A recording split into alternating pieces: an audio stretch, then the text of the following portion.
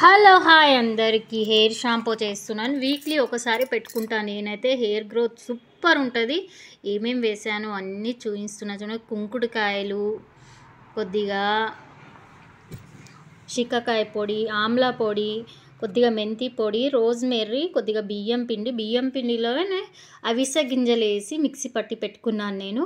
ఇవన్నీ మంచిగా ఉడకపెట్టి నేను డే మొత్తం నైట్ అలానే పెట్టి రేపు మార్నింగ్ షాంపూలా చేసుకొని పెట్టుకుంటాను ఎత్తికి.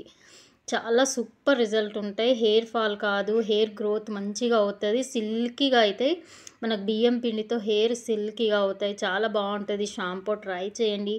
నా వీడియో కనుక నచ్చినట్టయితే లైక్ చేయండి, షేర్ చేయండి, సబ్స్క్రైబ్ చేయండి ఫ్రెండ్స్. ఓకేనా? Love you all. Bye. Follow చేయండి.